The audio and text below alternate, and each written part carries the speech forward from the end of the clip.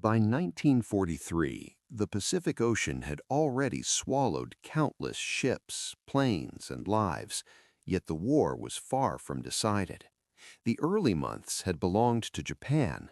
Their navy had struck fast and hard, sweeping across Southeast Asia and the Pacific with a confidence that seemed unshakable.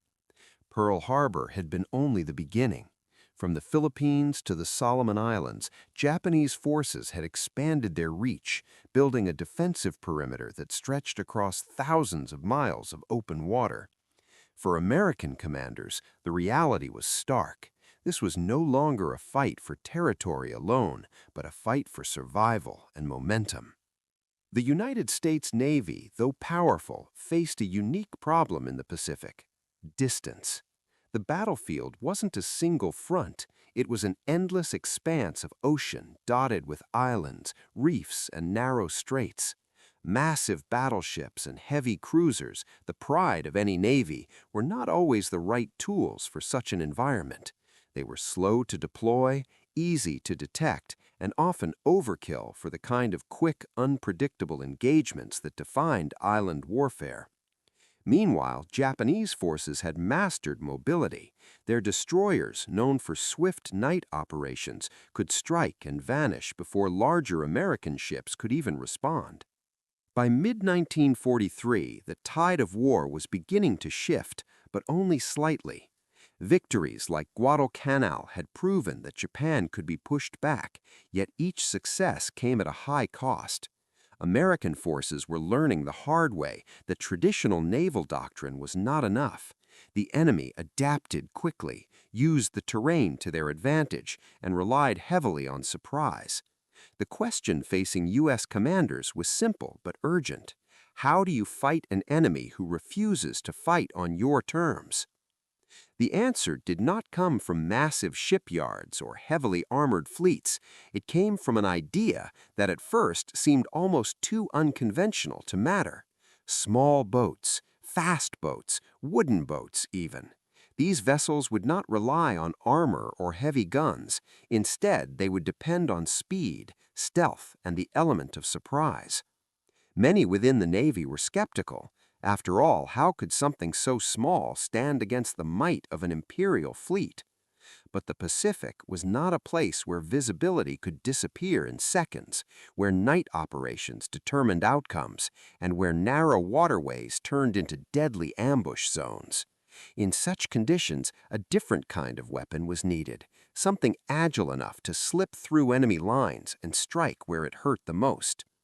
These were patrol torpedo boats, better known simply as PT boats.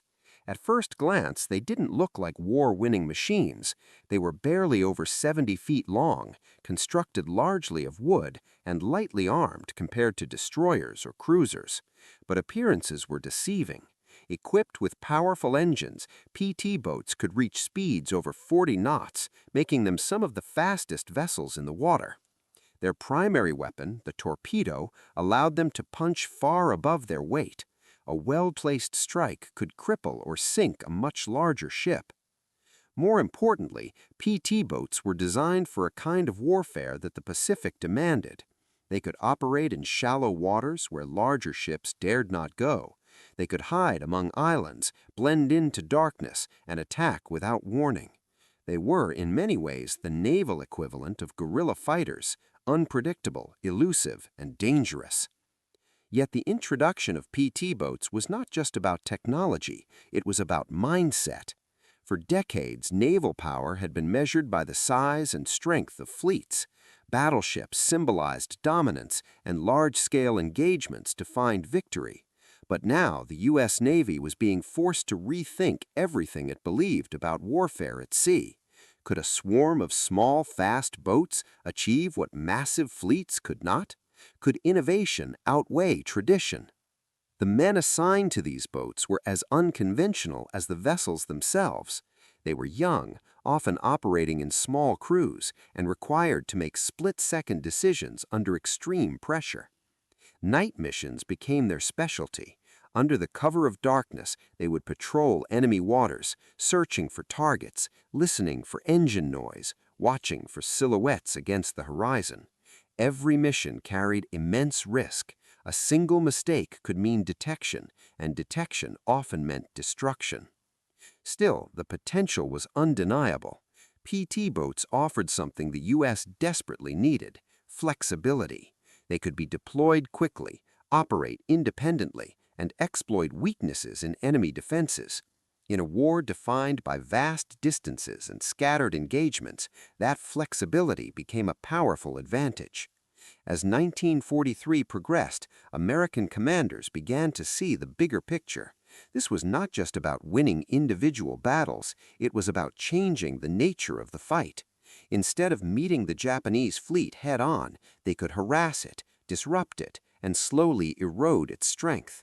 Supply lines could be targeted, convoys could be ambushed, the enemy could be forced into a constant state of uncertainty, never knowing where the next attack could come from. This shift marked a turning point. Desperation had driven innovation, and innovation was beginning to reshape the battlefield. The Pacific War was no longer just a contest of firepower. It was becoming a contest of strategy, creativity, and adaptability. Somewhere in the darkness of those vast waters, small wooden boats were preparing to prove that even the mightiest fleets could be challenged by something unexpected. The stage was set for a new kind of warfare, one where speed, stealth, and daring would matter more than size, and where a handful of determined crews could change the course of history. At first, the idea sounded almost absurd. A navy that measured power in thousands of tons was now being asked to believe in boats that weighed only a fraction of that. These vessels were not armored with thick steel, nor did they carry the massive guns that defined traditional warships. Instead, they were built from wood, lightweight, fast, and, to many senior officers, dangerously vulnerable. Yet behind this seemingly fragile design was a bold vision that challenged everything the Navy thought it knew about combat at sea. The origins of these boats went back to a simple but radical question. What if speed and surprise could replace armor and firepower? Engineers and designers began experimenting with compact vessels that could move faster than anything else on the water. Among them were determined innovators who refused to accept the limitations imposed by tradition. They believed that a smaller, more agile craft could slip through enemy defenses, strike quickly, and disappear before retaliation was even possible. Designing such a boat was no easy task. Every detail had to be reconsidered. Weight had to be minimized without sacrificing structural integrity. Engines had to be powerful enough to push the boat to incredible speeds, yet reliable enough to survive long patrols in harsh ocean conditions. Early prototypes faced constant issues: overheating engines, unstable hulls, and mechanical failures that could turn a mission into a disaster within minutes. But persistence paid off. The final designs were unlike anything that had come before. Sleek, low to the water, and powered by multiple high-performance engines, these boats could cut across the waves at speeds exceeding 40 knots. Their wooden hulls, once seen as a weakness, became an advantage. They were lighter, quieter, and harder to detect, especially at night. In the darkness of the Pacific, that invisibility could mean the difference between life and death. Still, technology alone was not enough. The success of these boats depended entirely on the men who operated them. Crews were small, often just a dozen sailors, and every member had to perform multiple roles. There was no room for hesitation. A mechanic might become a gunner in seconds. A navigator might be forced to make command decisions under fire. This demanded a new kind of training, one that emphasized flexibility, initiative, and trust. Training programs quickly revealed how different this kind of warfare would be. Instead of large formations and carefully choreographed maneuvers, PT boat crews practiced rapid attacks, evasive turns, and night operations. They learned how to read the ocean, how to navigate without lights, and how to approach a target without being seen or heard. Silence became a weapon. Darkness became an ally. Despite these preparations, skepticism within the Navy remained strong. Many high-ranking officers doubted that such small boats could have any meaningful impact against a well-equipped enemy. To them, PT boats seemed like a distraction, an experimental side project rather than a serious tool of war. Resources were limited, and priorities still went to battleships, aircraft carriers, and destroyers. The PT program had to prove itself or risk being forgotten entirely. Early deployments did little to silence the critics. The first missions were often chaotic. Crews struggled with unreliable torpedoes that failed to detonate or veered off course. Communication between boats was inconsistent, and coordination during night operations proved more difficult than expected. There were moments when the entire concept seemed on the verge of collapse. Yet within those early failures were valuable lessons. Crews adapted quickly, learning from each mistake. They modified their tactics, improved coordination, and found ways to work around the limitations of their equipment. What they lacked in resources, they made up for in ingenuity. Slowly but surely, their confidence began to grow. One of the most important realizations was that PT boats were not meant to fight like traditional ships. They were not designed to hold a line or engage in prolonged battles. Their strength lay in striking unexpectedly, creating confusion, and withdrawing before the enemy could respond. When used correctly, they could disrupt entire operations, forcing larger and more powerful ships to react defensively. The crews also developed a unique bond. Operating in such small teams, often far from support, they relied on each other completely. Every mission was a shared risk, and every success was a shared victory. This sense of unity became one of their greatest strengths. In a war defined by massive fleets and distant commands, PT boat crews fought on a deeply personal level. Gradually, attitudes began to shift. Reports from the field showed glimpses of what these boats could achieve.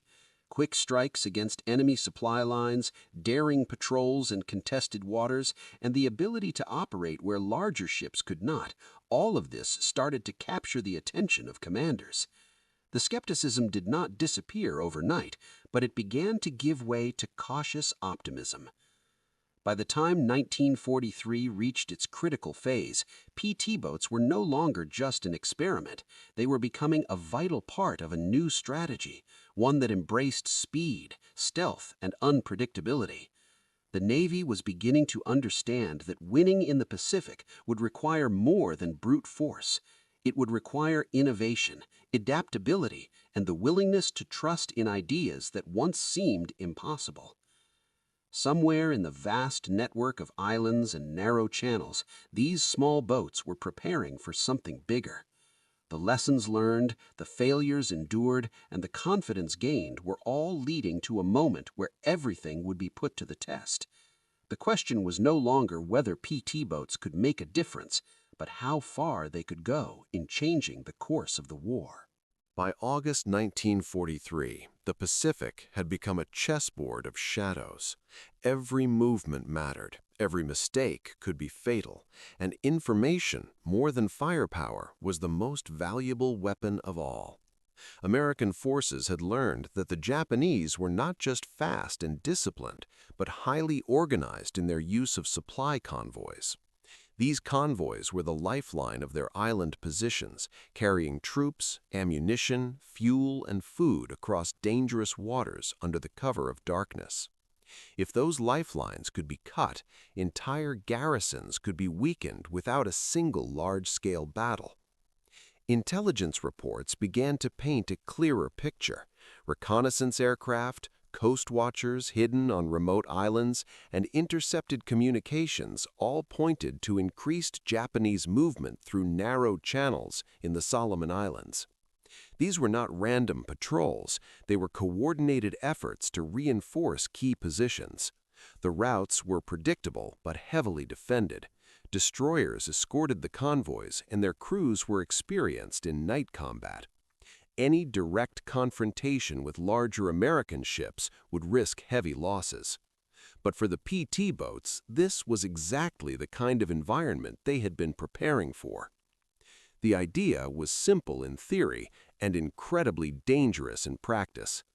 Instead of meeting the convoy in open water, PT boats would slip into the narrow straits ahead of time, positioning themselves along likely routes. They would wait in complete darkness, engines idling low, every light extinguished.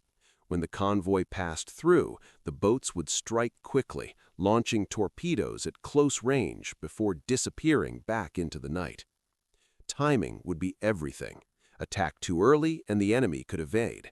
Attack too late and the opportunity would be lost. Coordination between multiple PT boats would also be critical. A single PT boat might damage a ship, but a coordinated strike could create chaos, forcing enemy vessels to scatter, collide, or retreat in confusion. The planning phase was intense. Charts were studied in detail, every reef and shoreline carefully noted. Commanders had to anticipate not only where the enemy would be, but how they would react. Night after night, crews rehearsed their roles, mentally preparing for a mission where visibility would be near zero and decisions would have to be made in seconds. Communication posed one of the greatest challenges. Radio silence was often necessary to avoid detection, which meant that once the operation began, each boat would largely be on its own. Crews had to trust that others were in position, trust that the plan would unfold as intended, and trust their own instincts if things went wrong. Leadership played a crucial role in holding all of this together. The officers in charge understood the risks better than anyone. They knew that PT boats, for all their speed, were fragile. A single hit from a destroyer's gun could tear them apart. Yet they also understood the potential reward.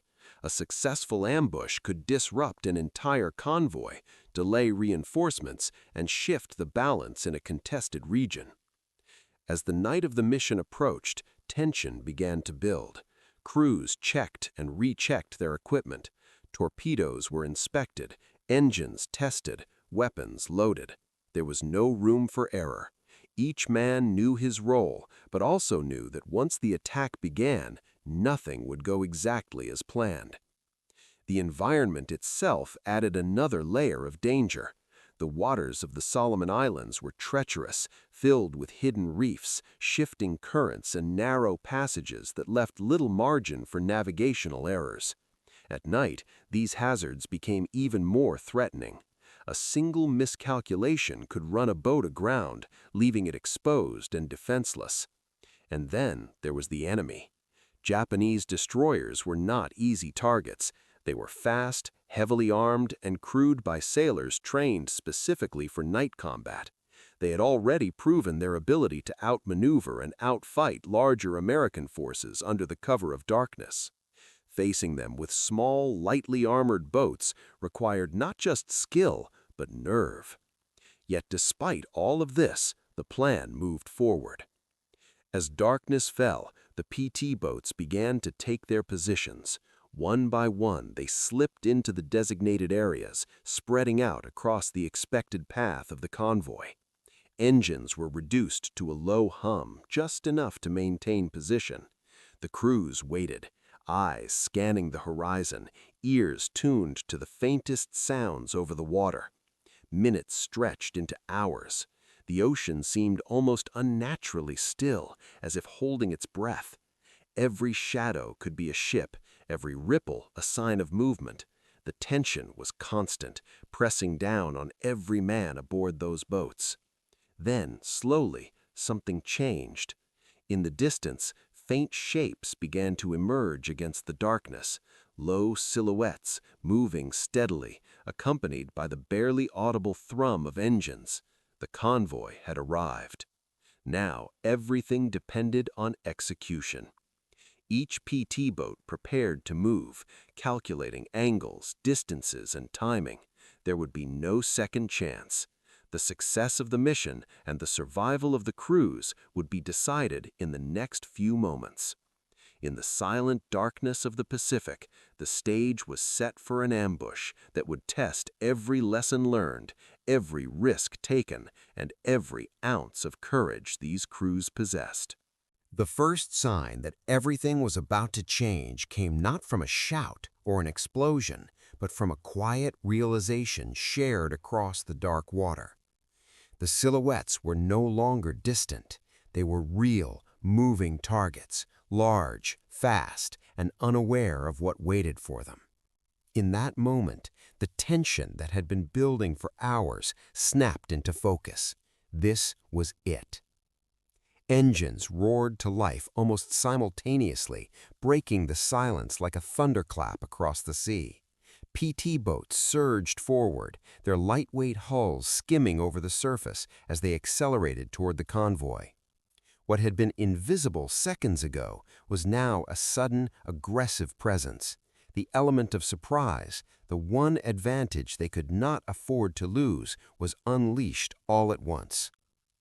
On board each boat, everything moved with controlled urgency. Commands were shouted over the rising noise of engines. Torpedo tubes were aligned, angles adjusted in fractions of seconds.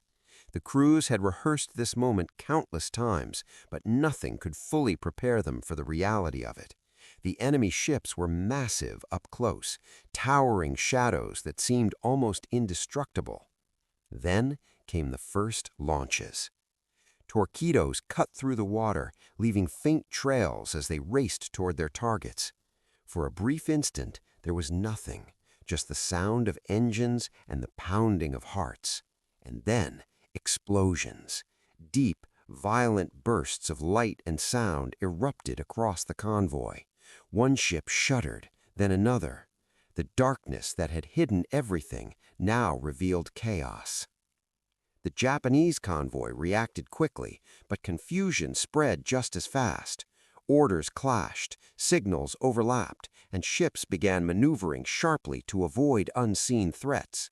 Some turned too hard, nearly colliding with each other. Others accelerated blindly, unsure of where the attacks were coming from. In the confined space of the narrow strait, every movement carried risk.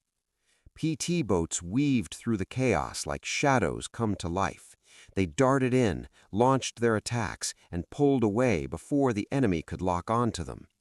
Machine guns opened fire, streaks of light cutting across the darkness as both sides tried to find their targets.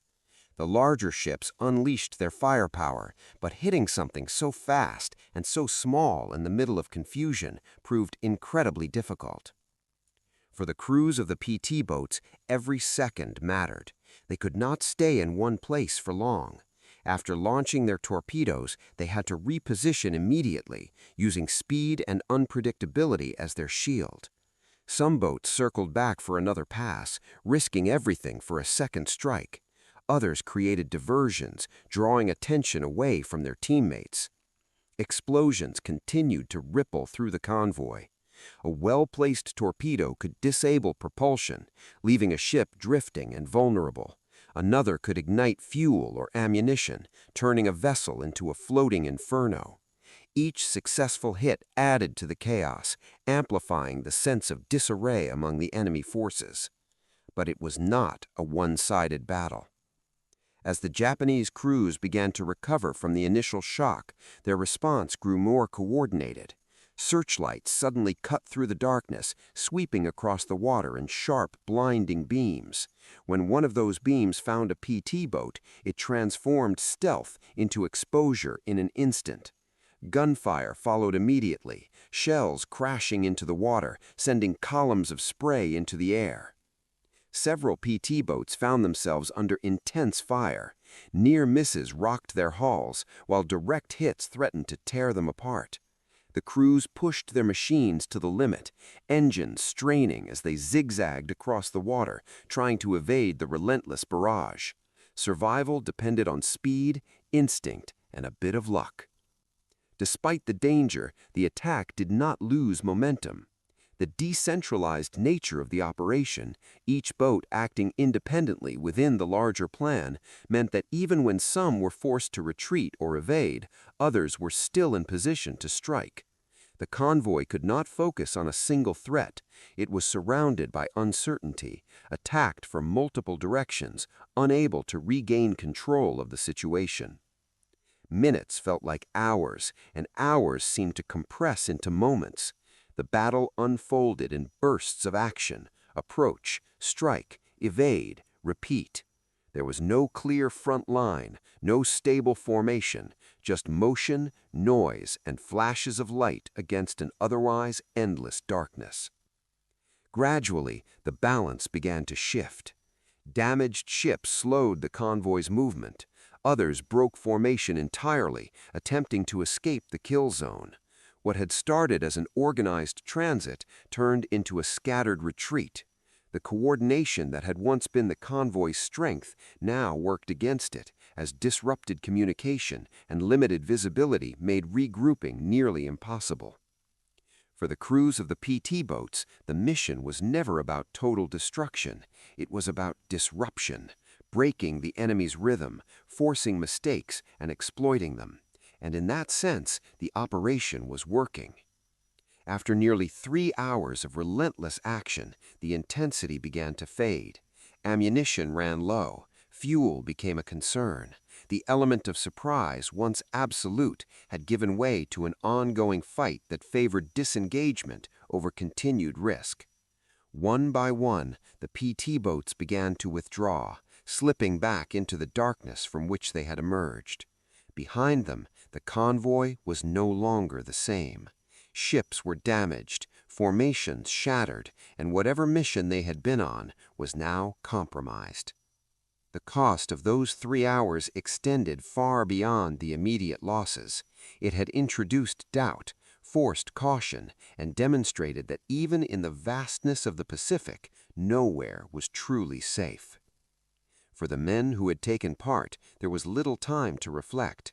The adrenaline still surged, the sounds of battle echoing in their minds. They had faced a larger, more powerful enemy and survived. More than that, they had proven something that once seemed unlikely. Small boats, operating in darkness, had taken on a convoy and lived to tell the story. And the implications of that would be felt long after the smoke had cleared. When the engines finally slowed and the last echoes of gunfire faded into the distance, what remained was not silence, but realization. The battle had lasted only a few hours, yet its impact stretched far beyond that single night. The convoy had not been completely destroyed, but it didn't need to be. Its mission had been disrupted, its coordination shattered, and its confidence shaken. In war, those outcomes could be just as decisive as sinking ships. As the PT boats returned to their bases, the crews carried with them more than just the memory of combat. They brought proof. Proof that a different kind of warfare could succeed against a stronger opponent. Proof that speed, surprise, and initiative could outweigh size and firepower. For many within the Navy who had doubted the effectiveness of these small boats, this operation forced a reevaluation. Reports from the mission began to circulate among commanders. Details were analyzed carefully: how the boats approached undetected, how they coordinated their attacks despite limited communication, and how they managed to survive against heavily armed ships. What stood out was not just the damage inflicted, but the method itself. This was not traditional naval combat. It was something new. The psychological impact on the Japanese forces was equally significant. The idea that small, fast boats could appear out of nowhere, strike with deadly precision, and vanish into the darkness introduced a new layer of uncertainty. Convoys that once moved with confidence now had to consider the possibility of ambush at any moment. Routes had to be reconsidered, escorts strengthened, and operations slowed. In war, where timing and logistics were critical, even small delays could have large consequences. For the United States, this shift created new opportunities. PT boats could now be deployed more aggressively, not just as support units, but as active participants in shaping the battlefield. They became tools for harassment, reconnaissance, and disruption. Supply lines were no longer safe. Reinforcements could be delayed or diverted. The enemy, once dominant in night operations, now faced a threat that operated just as effectively in the dark. The success of these tactics also influenced broader naval strategy. Commanders began to think less in terms of large, decisive engagements and more in terms of constant pressure. Instead of waiting for the perfect battle, they could weaken the enemy over time, strike by strike, night after night. It was a shift from brute force to calculated persistence. Technological improvements followed quickly. Lessons learned from the mission led to upgrades in equipment, better coordination methods, and refined attack strategies.